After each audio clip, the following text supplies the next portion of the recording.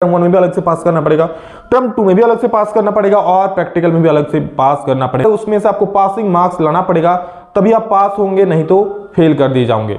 गति प्रबल पैरों में भरी, फिर क्यों रहूं दर दर खड़ा, जब आज मेरे सामने है रास्ता इतना बड़ा, जब तक न मंजिल पा सकूं तब तक न मुझे विराम है, चलना हमारा काम है, चलना हमारा काम है। हेलो दोस्तों, स्वागत है आप सभी का आपके अपने चैनल बेसिक नॉलेज में। दोस्तों आप सभी के लिए एक बहुत ही महत्वपूर्ण सूचना आई है झारखंड बोर्ड की तरफ से, यानी कि पेपर में छपा था।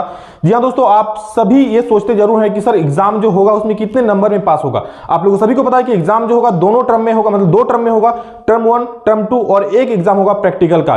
क्या सभी में पास करना जरूरी है? इंडिविजुअली, मतलब टर्म 1 में भी पास करना पड़ेगा, टर्म 2 में भी अलग से पास करना पड़ेगा और प्रैक्टिकल में भी अलग से पास करना पड़ेगा। तो इसी को लेकर दोस्तों आप लोग अपडेट है दोस्तों। हालांकि इस पर मैंने पहले भी एक वीडियो बनाकर आप लोगों को जारी कर दिया था, लेकिन तब दोस्तों को ये अपडेट नहीं आया था, लेकिन आज अपडेट आया आप लोगों को पेपर में। चलिए मैं बता देता हूं, आप लोगों को दिखा भी देता हूं, ताकि आप लोगों को बिल्कुल जानकारी हो जाए और आप लोगों को टेंशन से मुक्ति मिले या फिर टेंशन बढ़े। तो क्या देखिए, टेंशन से मुक्ति मिलता है या फिर टेंशन बढ़ता है। जी हां दोस्तों, क्योंकि आप लोगों को पता होगा कि अगर टर्म 1 टर्म 2 और जो प्रैक्टिकल सब में अलग अलग पास करने को बोला जाए तो ये काफी दिक्कत वाला हो जाएगा बहुत सारे विद्यार्थियों के लिए।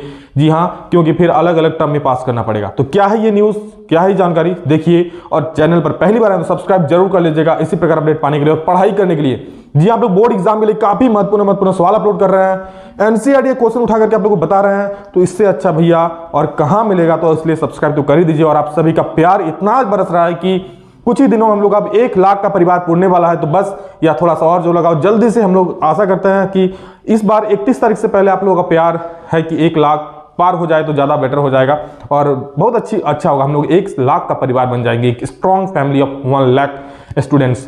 देखिए क्या है अपडेट, आप लोग यहां देख सकते हैं कि जैक बोर्ड मैट्रिक व इंटरमीडिएट की परीक्षा पैटर्न में किया गया बदलाव। अब ये क्या नया झमेला है? क्या एग्जाम पैटर्न में 2 दिन बाद एग्जाम शुरू होने जा रहा है, पैटर्न में बदलाव होगा? देखिए क्या लिखा है, जैक बोर्ड की ओर से 24 मार्च से शुरू होने वाले मैट्रिक और इंटरमीडिएट बोर्ड की परीक्षा का पैटर्न में बदलाव किया गया है। इस बार मैट्रिक की बोर्ड परीक्षा पहली पाले में और इंटरमीडिएट की बोर्ड परीक्षा दूसरी पाले में ली जाएगी। जी हाँ दोस्तों, यही बदलाव किया गया जो आप सबको पता है। लेकिन हाँ, अपडेट ये नहीं है मेन, मैंने जो कहा वो है कि पासिंग मार्क्स कितना है आप लोगों का।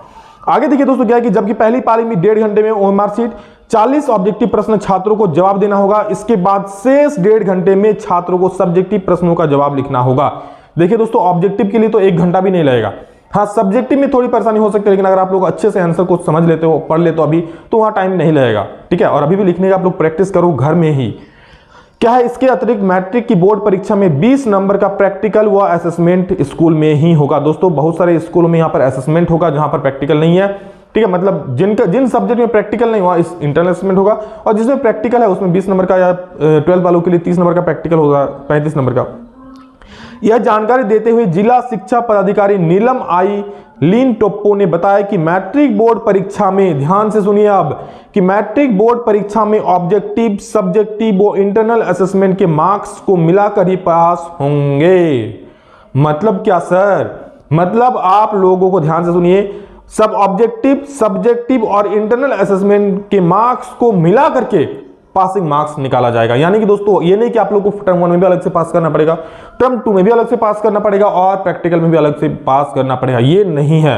आप लोग तीनों मिलाकर के अगर पास हो जाते हो, मान ले तो किसी का टर्म 1 में 5 नंबर आता है, ठीक है, और टर्म 2 में वो 25 नंबर लाता है और प्रैक्टिकल में 3 नंबर लाता है, तो वो पास है। क्योंकि आप 25 और 10 35 सॉरी क्या 20 10 30 और इधर 3 नंबर प्रैक्टिकल में 33 नंबर पास। मतलब सबको मिला करके भैया आपको 33 नंबर लाना है, चाहे आप कहीं से भी लाओ। ठीक है, तो वो तब आप पास हो गए तो एक बहुत बड़ी खुशखबरी है और एक बहुत बड़ी चिंता खत्म होती है दोस्तों इससे। क्योंकि अब दोस्तों आप लोग मतलब कैसे भी बस 33 नंबर लाओ, पास हो जाओगे। मान लीजिए किसी को प्रैक्टिकल में 18 नंबर मिल गया, पास करने के लिए कितना चाहिए? 15 नंबर। ऑब्जेक्टिव में 10 मिल गया और सब्जेक्टिव में 40 में से अगर 5 नंबर भी लाएगा ना तो भी आप पास है। समझ रहे हो? 40 में अगर 5 भी लाओगे तो पास है, लेकिन हाँ उसमें प्रैक्टिकल में 18 मिलना चाहिए, इधर में फिर 10 मिलना चाहिए, तो पास आराम से हो जाओगे, कोई दिक्कत वाली बात है नहीं। ठीक है, इस प्रकार है। और आगे देखिए क्या है दोस्तों यहाँ पर, जबकि इंटरमीडिएट वालों के लिए थोड़ा सा यहाँ पर झमेला किया है। क्या है झमेला? देखिए, जबकि इंटरमीडिएट में प्रैक्टिकल वाले विषय में अलग से छात्रों को परीक्षा में पास करना अनिवार्य है। यानी कि अगर आप लोग प्रैक्टिकल में फेल होते हो 12th क्लास में, तो भैया फेल मानो जाओगे। प्रैक्टिकल में जितना नंबर है उसमें से आपको पासिंग मार्क्स लाना पड़ेगा, तभी आप पास होंगे, नहीं तो फेल कर दिए जाओगे। मतलब आपको सब्जेक्ट में भी अलग से पास करना होगा और प्रैक्टिकल में भी अलग से पास करना होगा। हाँ, लेकिन यहां भी दोस्तों 12 वालों के लिए क्या खुशखबरी है कि आप लोगों का भी जो टर्म 1 और टर्म 2 होगा, ठीक है, वो दोनों मिलाकर आप लोग पास है।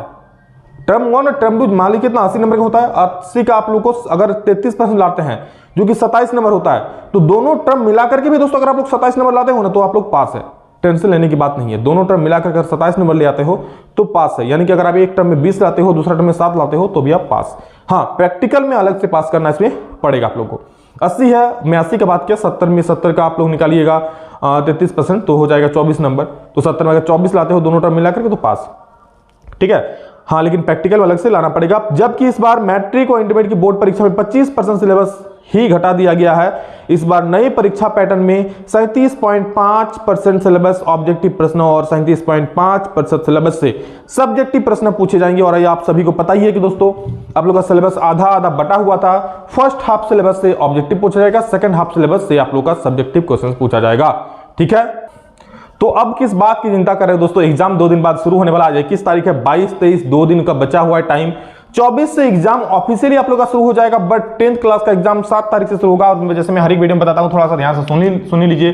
7 तारीख से एग्जाम शुरू हो रहा है सोशल साइंस के एग्जाम, और इसके लिए मैं क्या ला रहा हूं आप लोग का एनसीईआरटी स्पेशल दोस्तों आप लोग का ला रहा हूं। और जो सबसे बड़ा चैप्टर था साइंस का, जो सबसे ज्यादा मार्क्स का पूछा जाने वाला है चैप्टर नंबर 12 यानी कि जो इलेक्ट्रिसिटी यानी कि जो विद्युत चैप्टर है दोस्तों, इसका पूरा एनसीईआरटी को थ्योरेटिकल क्वेश्चन में अपलोड कर दिया हूं।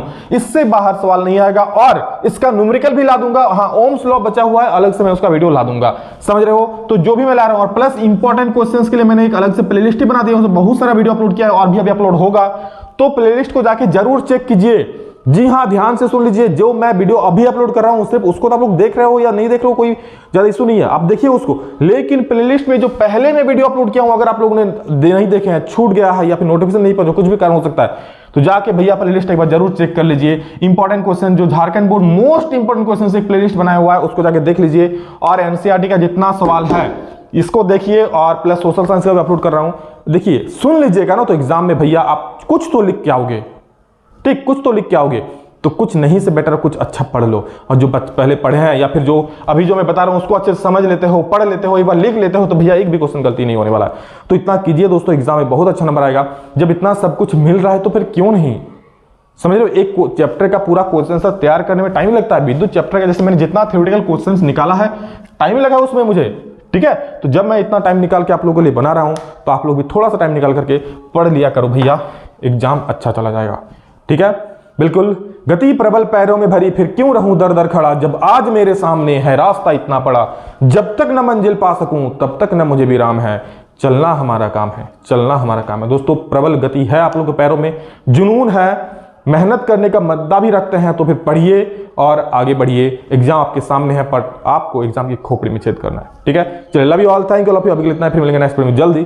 तब तक जय हिंद, वंदे मातरम।